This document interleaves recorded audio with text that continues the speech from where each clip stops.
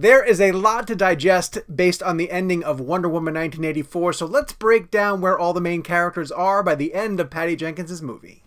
You know what? I'm ready to go.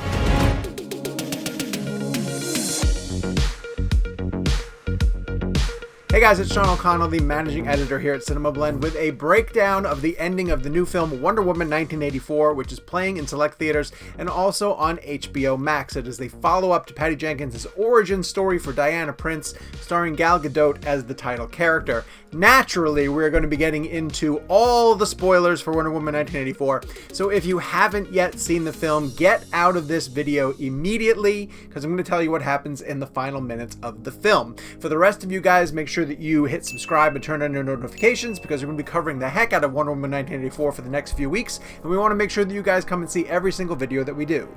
Okay, let's talk about where the villains are primarily by the end of this movie, and we'll start with Cheetah, who's played by Kristen Wiig. Now, Barbara, as she and Maxwell Lord, as you guys know, they were taking off and heading to the satellite dish where Maxwell Lord was going to transmit all of his wish-giving abilities to everyone on the planet and take their power from them as he grew stronger. And Barbara, having just stared down Diana in the White House, kind of realized that when she made the wish to be more like Diana, it came with the secret ability to take on some of Wonder Woman's powers, but she didn't necessarily realize that she is just going to become a clone of Wonder Woman. So Barbara says, I want to be something different. And you've seen this line in the trailer, and it makes a lot more sense when it plays in the context of the movie.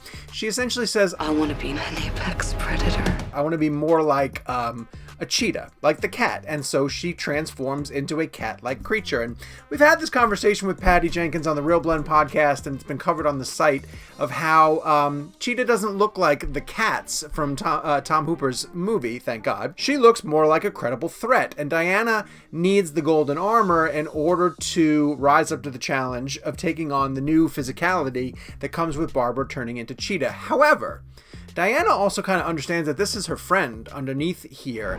Barbara, what did you do? By the point that these two decide that they're going to have their fight, Diana has also figured out that the way to get back at Maxwell Lord and to strip away Lord's power is to get everybody to renounce their wish. And so she, instead of wanting to really, take Cheetah out of the fight, she wants Barbara to basically rescind her wish and have things go back to normal. But by this point, Barbara has tasted power, and she does not want to go back to the way that life was. She wants to continue to maintain this aggression that gives her the upper hand over people who treat her almost the way that a predator would treat prey. So she's fighting off Diana because she doesn't want to go back to the way that things were. She does get a chance to renounce her wish, and Diana figures out how to essentially subdue Cheetah using the combination of water and electricity, and we do see Cheetah sort of float away in the water in which these two are fighting, but Cheetah's ending is left very ambiguous. And in a conversation that our own Eric Eisenberg had with Patty Jenkins about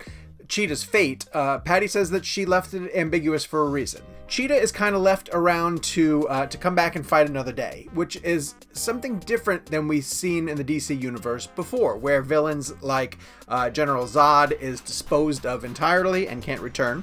But every once in a while, they do get people like Joker or Lex Luthor who get detained and can come back in sequels. And so Cheetah is someone who is around to be a potential villain in future Wonder Woman films. Now, I don't know if that's always going to be the case, because she was able to basically rescind her wish and help Diana somewhat restore things back to normal, but that doesn't mean that Barbara hasn't had the taste of the power that comes with being Cheetah and could potentially return to being Cheetah someday. Get used to it.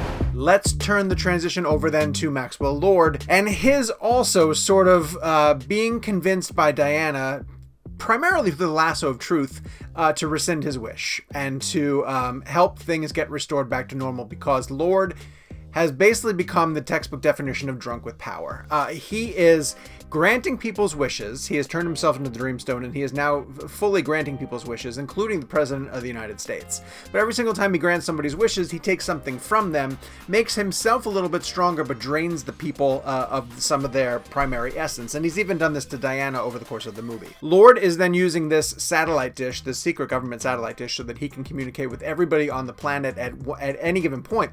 But as he grants their wishes, it creates ultimate chaos across the surface of the planet, putting the most significant person for Maxwell Lord, which is his son, in grave danger. And Diana is able to basically convince him with the message of positivity and the message of love and selflessness and sacrifice that runs through the entire movie. But Diana is able to convince Maxwell Lord, like, this is not the way. This is not what you want to be doing. Your own son is in danger. It's time for you to renounce your wish. And Maxwell Lord eventually does do it. He renounces his wish, which restores, essentially goes down the chain of restoring everybody back to their place. They all renounce their wishes. They realize the error of their ways, the selfishness that comes with taking the shortcut that is the wish. It's the power of the Dreamstone, and it's the power that's provided by the mischievous god. And his son makes it clear that his wish this entire time was just that his dad would spend more time with him, which is, it's touching, it's heartwarming. But Maxwell Lord, similar to Barbara, is a villain who's left on the table. Someone who can eventually maybe come back around to realizing that they do want to continue to crave the power that came with the wish. There is definitely some bad stuff inside Maxwell Lord, and if you read the Wonder Woman comics, the villain does come to a far more horrific conclusion at the hands of Diana, and that's not addressed in this movie. But Maxwell Lord, like I said, is left around, kind of the way the Cheetah is, and ready to go back into battle with our Diana Prince. All you need is to want it. Which brings us to Diana, the last main figure in Wonder Woman 1984, who at this point has had to come to terms with the fact that the Steve Trevor that she's been with on this entire adventure over the course of Wonder Woman 1984 is not truly her Steve Trevor, and she has to let him go officially. Nothing good is born from lies. And greatness is not what you think. And by doing that, by renouncing her wish of getting additional time with Steve, restores her power and allows her to assume the golden armor, take down Cheetah, defeat Maxwell Lord, and accept her role as hero who's helping people around the world, but maintaining her anonymity. And there's some discrepancy here, which we're going to explore in a feature on CinemaBlend soon, so make sure that you check this out on the site, about how there are lines of dialogue in the DCEU that prevent Patty Jenkins' film from lining up seamlessly to Zack Snyder's Batman vs. Superman. The hook of this all is the idea that Diana turned her back on humanity for the better part of 100 years. And that can't be true if the actions of Wonder Woman 1984 have happened. And yes, you can play around a little bit with everybody made their wishes, things got out of control, everyone renounced their wishes, things went back to normal.